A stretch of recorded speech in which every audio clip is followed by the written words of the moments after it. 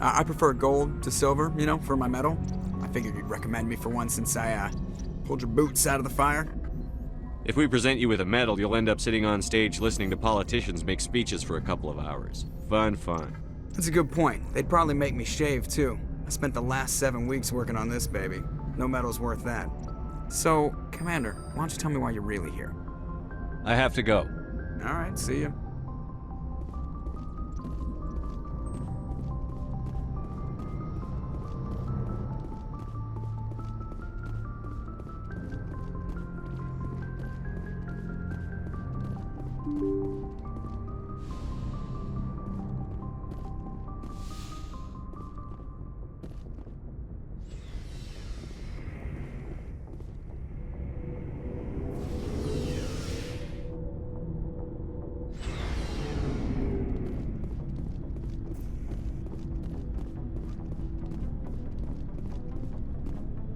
Commander, you have a minute to talk? I keep an open door policy. If you have any concerns, lay them on me. All right. I know things are different aboard the Normandy, but I'm concerned about the aliens, Vicarian and Rex. With all due respect, Commander, should they have full access to the ship? They may not serve the Alliance, Chief, but they're allies. At least as far as Saren goes. This is the most advanced ship in the Alliance Navy. I don't think we should give them free rein to poke around the vital systems. Engines, sensors, weapons. You don't trust the Alliance's allies? I'm not sure I'd call the Council races allies. We, humanity, have to learn to rely on ourselves. Standing up for ourselves doesn't mean standing alone. I don't think we should turn down allies. I just think we shouldn't bet everything on them staying allies. As noble as the Council members seem now, if their backs are against the wall, they'll abandon us. You've got a pessimistic view of the universe, Williams. A pessimist is what an optimist calls a realist. Look, if you're fighting a bear and the only way for you to survive is to sick your dog on it and run, you'll do it. As much as you love your dog, it isn't human. It's not racism, not really. Members of their species will always be more important to them than humans are. These seem like deeply held beliefs, Williams. What made you think this way? My family's defended the Alliance since it was founded. My father, grandfather, great-grandmother, they all picked up a rifle and swore the oath of service. I guess we just tend to think of Earth's interests as our own. It doesn't sound like you've worked with aliens before. No, sir. Mainly I've been groundside, part of the surface garrison forces. I did get a rotation on a space station for training. Every Marine a rifleman, every rifleman ZG certified. That's odd. Your record is spotless and your technical scores are exemplary. You should be serving with the fleet. Anyway, that's why I haven't served with many aliens, Commander. I never knew my family. Grew up an orphan on Earth. Anybody in your family I'd have heard of? Couldn't say, Commander. So why are you out here? Just trying to get away from Earth? No. The future of humanity is out here. There's so much we haven't seen yet. Yeah. I still remember my first field exercise on Titan. When we hit mud, the reality hit me. I'm the first person who ever stood here. Then my drill instructor kicked me in the ass. I went face first into the muck. He spent the next 5 minutes chewing me out for gold bricking. Don't tell me you had Gunny Ellison. He's the only one I know who uses that word to describe shirking duty. Oh, Lord. You went to the Macapag boot camp, too? Yeah. Gunny Ellison's still reaming out recruits down there. Kicking ass and using words like inveigle and pusillanimous. All right. I can see where your concerns are coming from, Williams. But this is a multilateral mission. You're going to have to work with aliens, like it or not. It won't be a problem, Commander. You say jump, I say how high. You tell me to kiss a Turian, I'll ask which cheek. Would you kiss anyone I ordered you to? That depends, sir. If you ordered me to kiss a superior officer, that would be a violation of the regs concerning fraternization. That would make it an illegal order. I'd be required to decline and relieve you of command. Sir. What's your opinion on the last mission? Not sure I buy Dr. Tassoni's story about her and her mom not talking. They're family, right? I think she's being straight with us. Or at least, I don't think she lies very often. Yeah, she's probably really bad at it. Too bad those ruins got destroyed. I mean, they lasted thousands of years. That's impressive. We'll talk later, Williams. Looking forward to it, sir.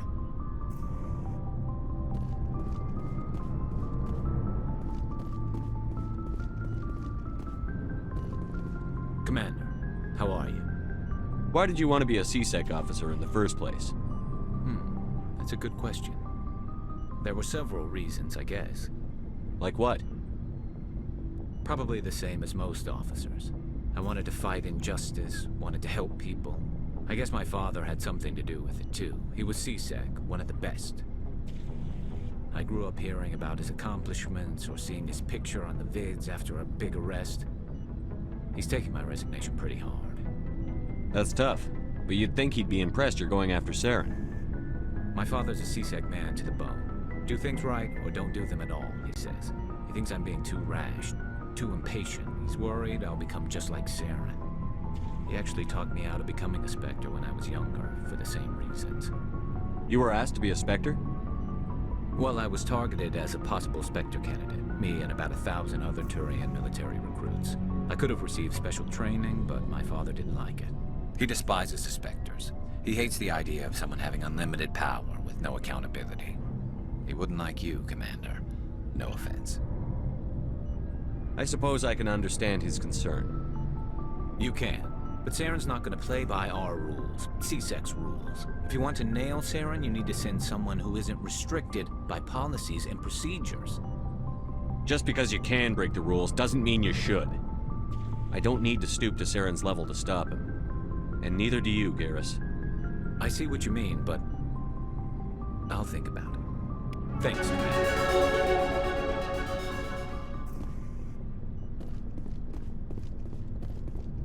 So, we've got Saren on the run. It won't be long now. Saren's good, but I'm better. Good. He's rotten. To the core. I could tell as soon as I met him. Why didn't you tell me this sooner? I would have if I thought it was important. I think I'd like to hear about it just the same. This was a while ago. A bunch of mercs were bragging about a job out near the edges of the Terminus systems. They said it paid well and the boss was never around to ride them. They said he was looking for more men, too. So I checked it out. I didn't know Saren was openly recruiting mercs. It wasn't that open, and he only showed his face once. We'd been raiding ships in the area for months when we took out this massive cargo freighter. Our biggest haul yet. I was on board checking bodies for valuables, looking for some extra credits. That's when I saw him. What did Saren want with the ship? I don't know what he wanted. He was just moving through the ship, watching. A couple of the mercs called him by name, but he never spoke to them. Never spoke to anyone. I had a really bad feeling about him, so I got the hell out. Didn't even wait to get paid. What kind of cargo was the freighter carrying? What was Saren after? I don't know. All I saw on that ship was food and medical supplies. There were some basic weapons, but nothing big. If there was anything of value on that ship, I didn't see it. That's why I didn't mention it sooner. Whose ship was it? There was a Volus trading vessel. Big one. Lots of guards. But they were no match for us. That's the only time you saw him? Yeah. Didn't even know who he was. Still wouldn't if I hadn't joined up with you. But my instincts were right. Every other merc on that mission turned up dead within a week. Every damn one. So long, Rex. Shepard.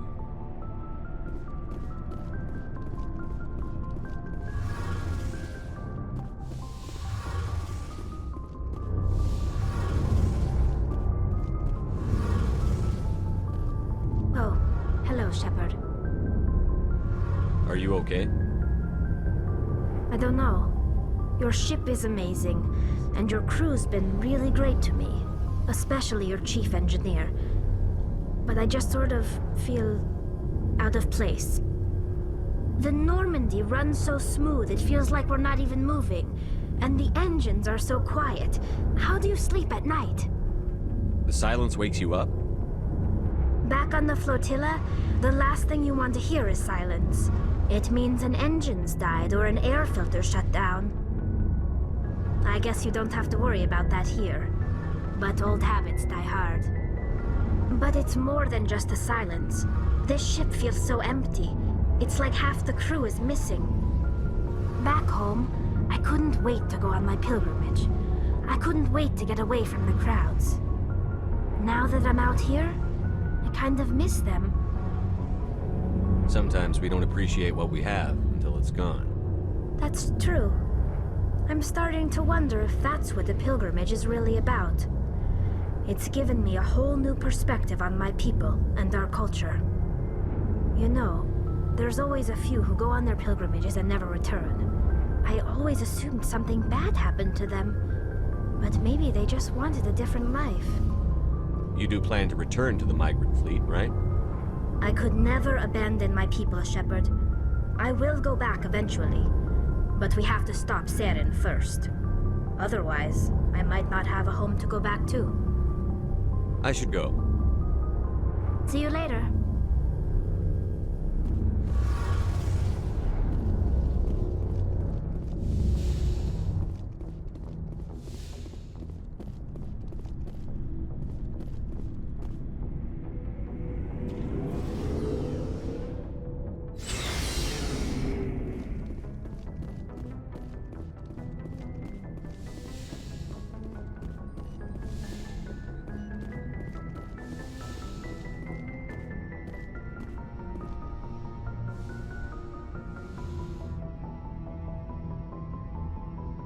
Commander, are you coming to check up on me? You look much better. How are you feeling? Dr. Chakwas assures me I am going to be fine. I was impressed with her knowledge of Asari physiology. You're in good hands. Dr. Chakwas knows what she's doing. I never properly thanked you for saving me from the Geth, Commander. If you hadn't shown up, I'm just glad we got there in time. so am I. I know you took a chance bringing me aboard this ship. I have seen the way your crew looks at me. They do not trust me. But I am not like Benezia. I will do whatever I can to help you stop Saren. I promise. Don't worry, Liara. I trust you. I know you won't let me down. It means a lot to hear you say that, Commander. Thank you. Tell me about yourself, Liara. Me? I am afraid I am not very interesting, Commander. I spend most of my time on remote digs, unearthing mundane items buried in long-forgotten Prothean ruins. Sounds dangerous. And lonely. Sometimes I would run afoul of indigenous life forms or stumble across a small band of mercenaries or privateers, but I was always careful. Until the Geth followed me to Artemis Tau, I never found myself in any situation my biotics could not handle. As for the solitude, well, that is one aspect that most appealed to me. Sometimes I just need to get away from other people. You don't like other people? I suppose it comes from being a matriarch's daughter. People expected me to follow in Benezia's footsteps. They wanted me to become a leader of our people. Matriarchs guide their followers into the future. They seek the truth of what is yet to come. Maybe that's why I became so interested in the secrets of the past. It sounds so foolish when I say it out loud. It sounds like I became an archaeologist simply to spite Benezia. All children rebel against their parents. It's a natural part of growing up. Aha, you share the wisdom of the matriarch, Shepard. That is exactly what Benezia said when I told her of my decision. But there was more to it than that. I felt drawn to the past. The Protheans were these wondrous, mysterious figures. I wanted to know everything about them. That is why I find you so fascinating. You were marked by the beacon on Eden Prime. You were touched by working Prothean technology. Sounds like you want to dissect me in a lab somewhere. What? No! I did not mean to insinuate. I never meant to offend you, Shepard. I only meant that you would be an interesting specimen for an in-depth study. No, that's even worse. Calm down, Liara. I was only joking. Joking? Oh, by the goddess, how could I be so dense? You must think I am a complete and utter fool. Now you know why I prefer to spend my time in the field with data disks and computers. I always seem to say something embarrassing around other people. Please, just pretend this conversation never happened. I'd like to know more about the Asari. We were the first species to discover the Citadel. We were instrumental in forming the Council, and we always strive to be the voice of peaceful cooperation in galactic disputes. My people believe we are all part of a single galactic community. Each species contributes something to the greater whole. Although we seek to understand other species, it seems few of them seek to understand us. The galaxy is filled with rumors and misinformation about my people. Like what? Most of the inaccuracies are centered around our mating rituals. My species is monogendered. Male and female have no real meaning for us. We still require a partner to reproduce. This second parent, however, may be of any species and any gender. I don't understand. Your species can mate with anyone? Mating is not quite the proper term, not as you understand it. Physical contact may or may not be involved, but it is not an essential element of the union. The true connection is mental. Our physiology allows us to meld with other beings. We can touch the very depths of their minds. We explore the genetic memory of their species. We share the most basic elements of their individual and racial identities. We then pass these traits on to our daughters. It is how we learn to grow as a species and how we develop a greater understanding of other races. What happens to your partner after the union? Every relationship is different. Some unions are a single encounter with both parents parting ways afterwards.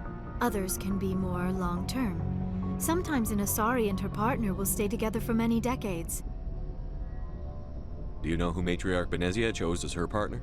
She rarely spoke of her partner. Though I know my father, if you want to use that term, was another Asari. I thought you always needed another species to serve as one of the parents. Think about it, Shepard. If we were not able to mate with our own species, we would have died out long before we ever mastered spaceflight and left our homeworld. Union with our own kind is no longer common, not for the purposes of reproduction. Most Asari believe it weakens our species. Asari daughters inherit racial traits from the father species. If both parents are Asari, then nothing has been gained, or so conventional wisdom would hold. I am what is sometimes called a pureblood. Though no Asari would ever be cruel enough to say the word to my face, it is a great insult among my people. It is possible Benezia's partner was embarrassed by their union. She may have been too ashamed to publicly acknowledge me as her offspring. Maybe she wanted to meet you but couldn't. Something could have happened to her. Maybe she passed away. You might be right. I hope you are. But I have no way to know for sure. Benezia never spoke of her partner. Whatever happened, it caused her too much pain to dwell on it. She raised me by herself, though that is not uncommon. Many Asari raise their children alone, particularly if the father species is short-lived. Often the partner will pass on long before the child reaches maturity.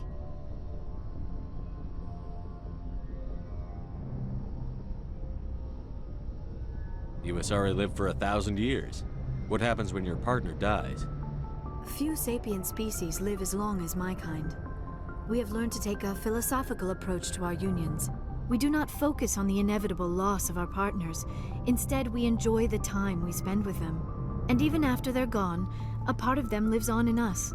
The union is a connection that transcends both time and space. Do you know why Benezia joined up with Saren? I don't understand it. She was always outspoken about the need for the Asari to become more involved in shaping galactic events. Maybe she thought allying herself with Saren would somehow be for the greater good in the long run. At least I hope so. This hurts you, doesn't it? None of this makes any sense to me. I have not spoken to Benezia in many years, but I know her, and this was not like her. Something changed. I should go. Goodbye, Shepard.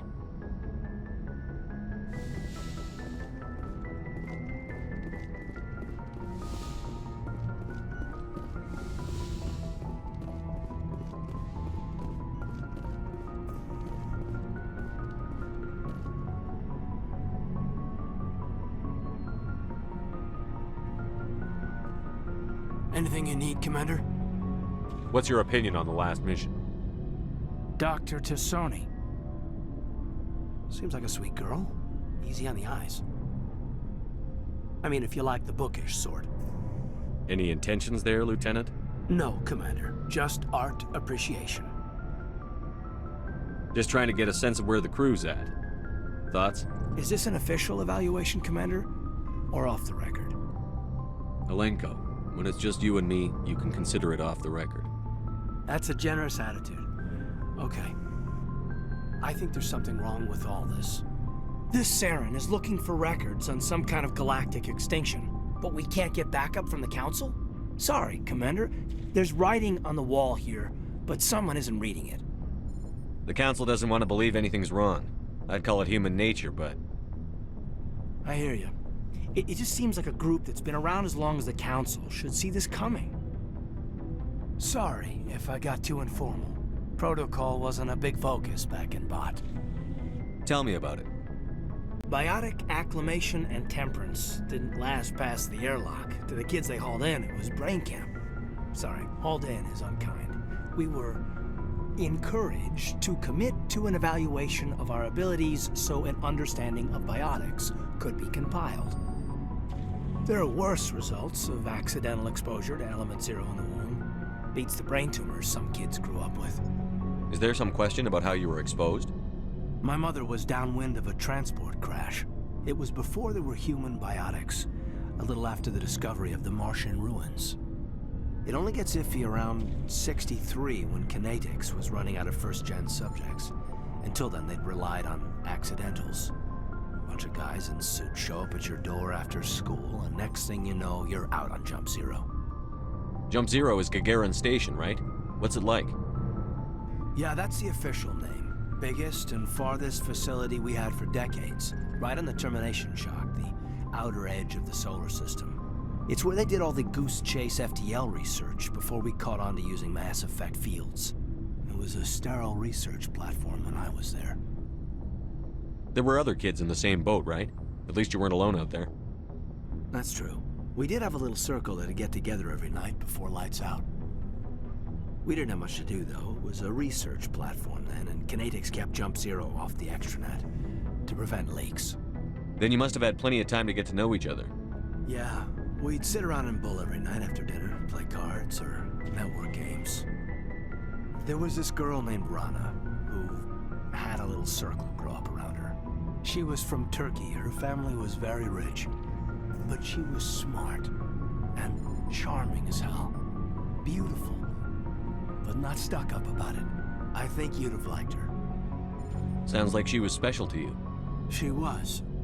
Maybe she felt the same. But things never felt together. Training, you know. You know of any intentional exposures for certain? No one knows. Doesn't mean they didn't happen. As big as the exposures were, it was hard to track down accidentals. It was different then. No one knew the potential, so there wasn't a lot of regulation. Anything Kinetics did was gold. I'm not saying they intentionally detonated drives over our outposts, but in retrospect, they were damn quick on the scene. Jump Zero's a long way from home. What was it like? The grand gateway to humanity looks a lot better in the vids. But that's my own baggage, Commander. No bearing on this. Alenko, there's no regulation that says you can't be friends with your commander. I appreciate that, Commander. I just don't want you to think that I'm a whiner. Besides, I've got my past squared away.